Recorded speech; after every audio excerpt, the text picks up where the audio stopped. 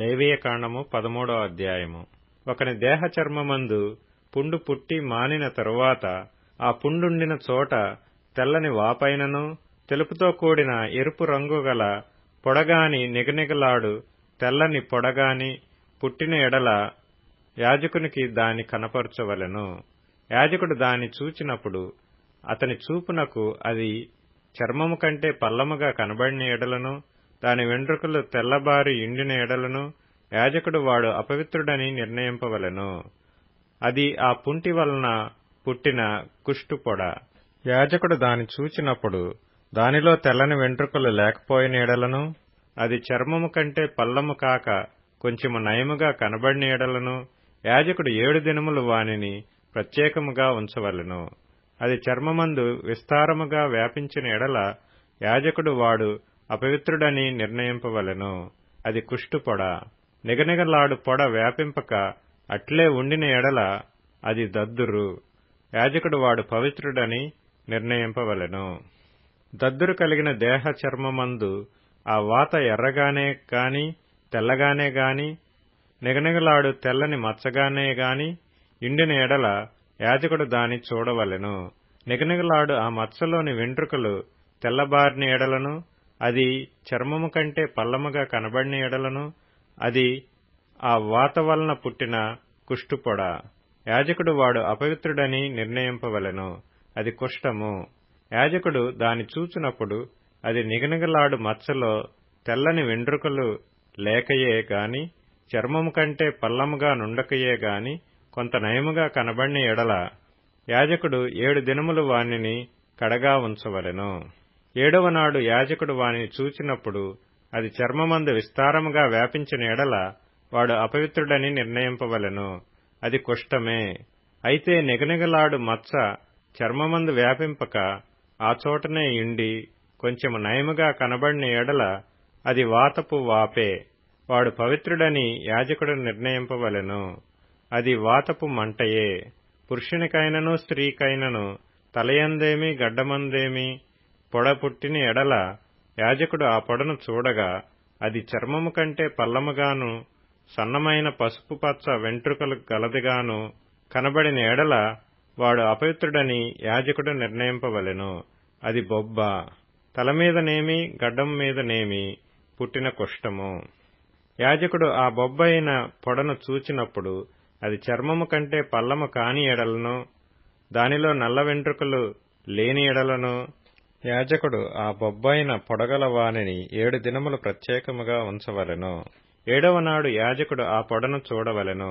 ఆ బొబ్బ వ్యాపింపక ఎండిన ఎడలను దానిలో పసుపు పచ్చ వెంట్రుకలు లేని ఎడలను చర్మము కంటే పల్లము కాని ఎడలను వాడు క్షౌరము చేసుకొనవలెను గాని ఆ బొబ్బ క్షౌరము చేయకూడదు. యాజకుడు బొబ్బ గలవానిని మరి 7 దినములు ప్రత్యేకముగా ఉంచవలెను. 7వ నాడు యాజకుడు ఆ బొబ్బను చూడగా అది చర్మమందు బొబ్బ వ్యాపింపక చర్మము కంటే పల్లము కాక ఎండిన ఎడల యాజకుడు వాడు పవిత్రుడని నిర్ణయింపవలెను. వాడు తన బట్టలు ఉతుకుకొని పవిత్రుడగును. వాడు పవిత్రుడని నిర్ణయించిన తరువాత బొబ్బ విస్తారముగా వ్యాపించిన ఎడల యాజకుడు వాని చూడవలెను. అప్పుడు ఆ మాద వ్యాపించి ఎండిన ఎడల యాజకుడు పసుపు పచ్చ వెంట్రుకలను వెదకనక్కరలేదు. వాడు అపవిత్రుడు. అయితే నిలిచిన ఆ మాదలో నల్ల వెంట్రుకలు పుట్టిన ఎడల ఆ మాద బాగుపడెను. వాడు పవిత్రుడు. యాజకుడు వాడు పవిత్రుడని నిర్ణయింపవలెను. మరియు పురుషుని దేహపు చర్మమందేమి స్త్రీ దేహపు చర్మమందేమి నిగనిగలాడు మచ్చలు అనగా నిగనిగలాడు తెల్లని మచ్చలు పుట్టిన ఎడల యాజకుడు వానిని చూడవలెను. వారి దేహ చర్మమందు నిగనిగలాడు మచ్చలు వాడి ఎండిన ఎడల అది చర్మమందు పుట్టిన ఒక పొక్కు. వాడు పవిత్రుడు.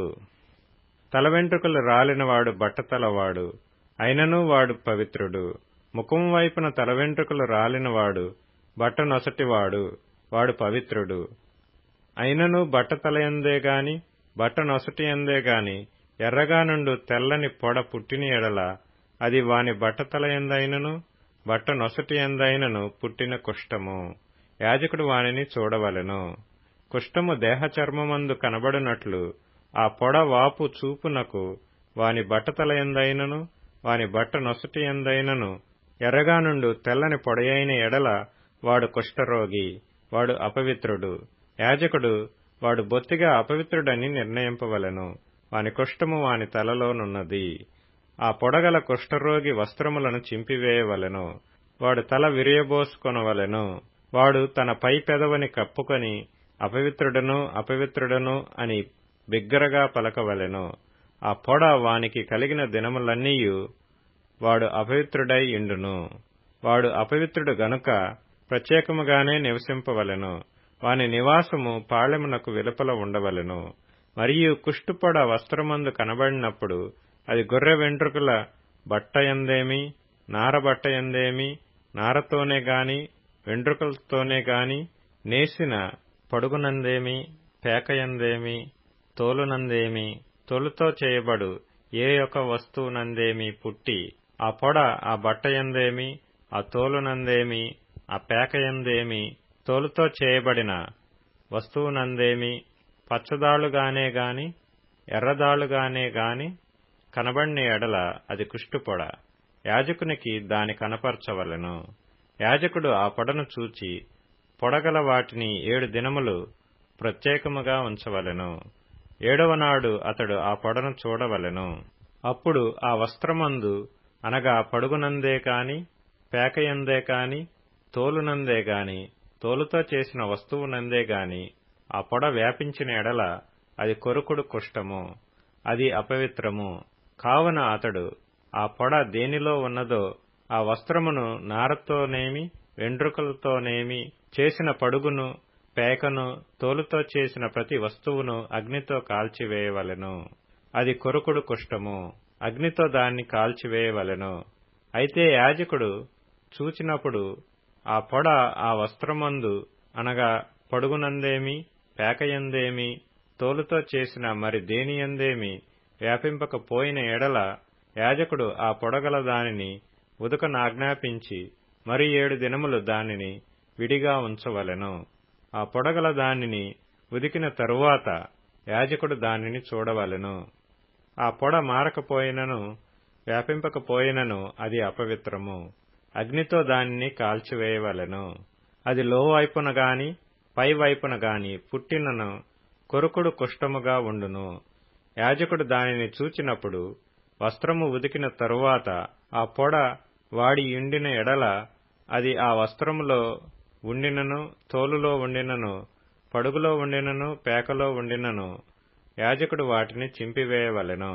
అటు తర్వాత అది ఆ వస్త్రమందే గాని పడుగునందే గాని పేకయందే గాని తోలుతో చేసిన దేనియందే గాని కనబడిన ఎడల అది కొరుకుడు కుష్ఠము. ఆ పొడ దేనిలోనున్నదో దానిని అగ్నితో కాల్చివేయవలెను. ఏ వస్త్రమునే గాని పడుగునే గాని పేకనే గాని తోలుతో చేసిన దేనినే గాని ఉదికిన తరువాత ఆ పొడ వదిలిన ఎడల 2వ మారు దానిని ఉదకవలెను. అప్పుడు అది పవిత్రమగును.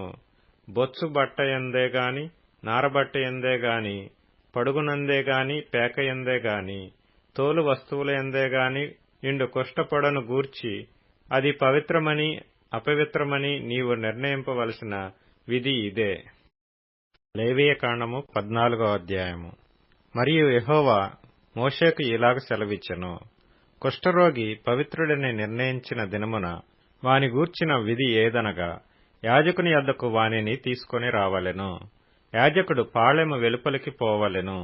యాజకుడు వానిని చూచినప్పుడు కుష్టుపొడ బాగుపడి కుష్ఠరోగిని విడిచిన ఎడల యాజకుడు పవిత్రత పొందగోరు వాని కొరకు సజీవమైన 2 పవిత్ర పక్షులను, దేవదారు కర్రను, రక్తవర్ణము గల నూలును, హిస్సోపును తెమ్మని ఆజ్ఞాపింపవలెను.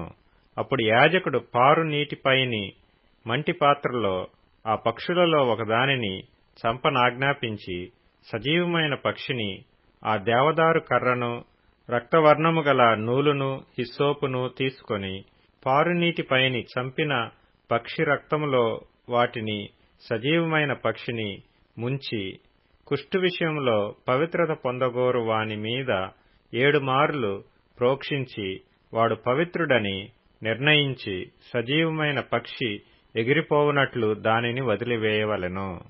అప్పుడు పవిత్రత పొందగోరువాడు తన బట్టలు ఉదుకుకొని తన రోమమంతటిని క్షౌరము చేసుకొని నీళ్లతో స్నానము చేసి పవిత్రుడగును. తరువాత వాడు పాలెములోనికి వచ్చి తన గుడారము వెలుపల 7 దినములు నివసింపవలెను. 7వ నాడు తన రోమమంతటిని, తన తలను, తన గడ్డమును, తన కనుబొమ్మలను క్షౌరము చేసుకొనవలెను. తన రోమమంతటిని క్షౌరము చేసుకొని బట్టలు ఉదుకుకొని ఎడలు నీళ్లతో కడుగుకొని పవిత్రుడగును.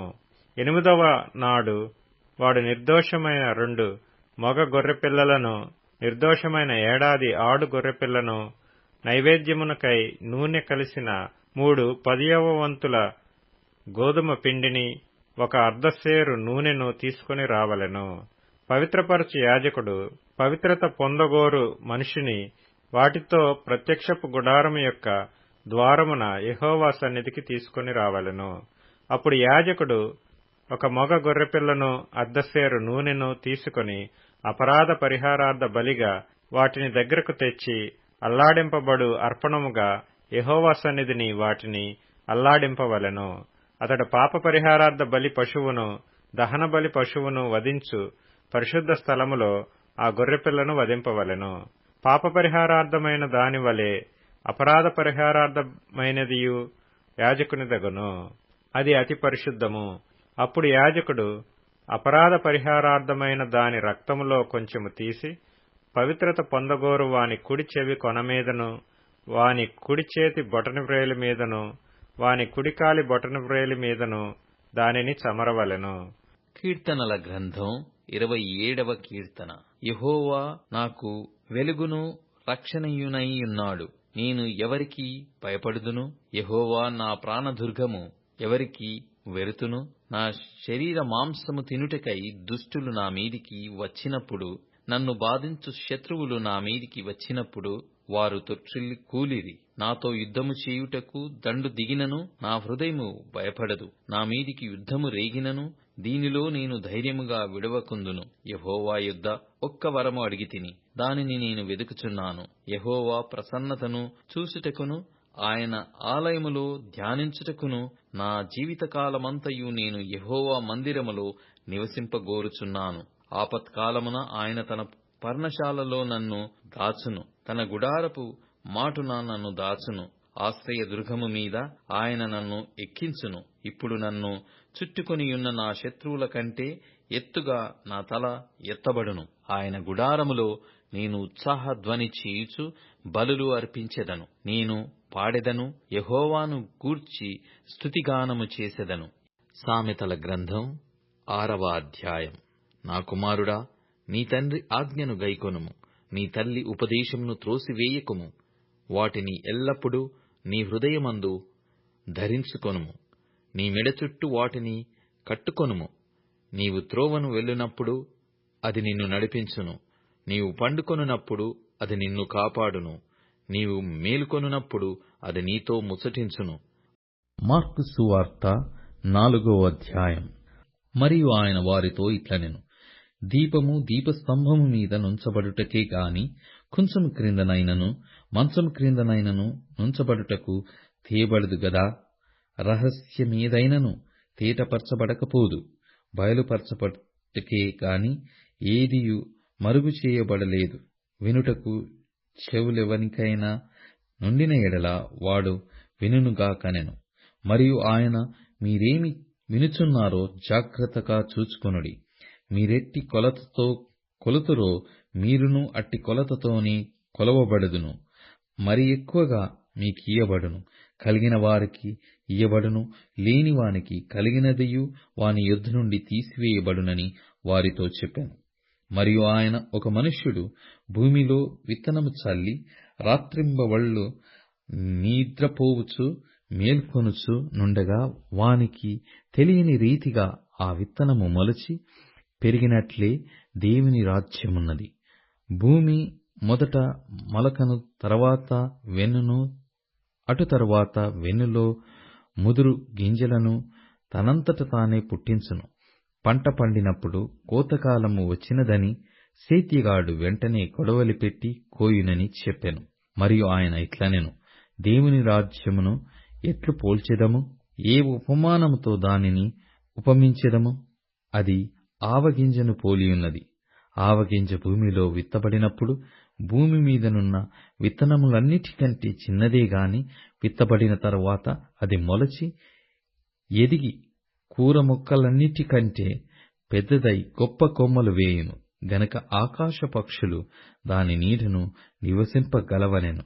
వారికి వినుటకు శక్తి కలిగిన కొలది ఇలాంటి అనేకమైన ఉపమానములను చెప్పి ఆయన వారికి వాక్యము బోధించెను. ఉపమానము లేక వారికి బోధింపలేదు గాని ఒంటరిగా ఉన్నప్పుడు తన శిష్యులకు అన్నిటినీ విశదపరచెను. ఆ దినమే సాయంకాలమైనప్పుడు ఆయన అద్దరికి పోదమని వారితో చెప్పగా వారు జనులను పంపివేసి ఆయనను ఉన్నపాటున చిన్న దోణిలో తీసుకుని పోయిరి. ఆయన వెంబడి మరికొన్ని దోణిలు వచ్చెను. అప్పుడు పెద్ద తుఫాను రేగి ఆయన యున్న దోణి మీద అలలు కొట్టినందున దోణి నిండిపోయెను. ఆయన దోణి అమరమున తలగడ మీద తలవాల్చుకుని నిద్రించుచుండెను. వారాయనను లేపి, బోధకుడా, మేము నశించిపోవుచున్నాము, నీకు చింత లేదా అని ఆయనతో అనిరి. అందుకాయన లేచి గాలిని గద్దించి నిశ్శబ్దమై ఊరకుండుమని సముద్రముతో చెప్పగా గాలి అణిగి మిక్కిలి నిమ్మలమాయెను. అప్పుడాయన, మీరెందుకు భయపడుచున్నారు? మీరింకను నమ్మిక లేకయున్నారా అని వారితో చెప్పెను. వారు మిక్కిలి భయపడి, ఈయన ఎవరో, గాలియు సముద్రమును ఈయనకు లోబడుచున్నవని ఒకనితో ఒకడు చెప్పుకొనిరి.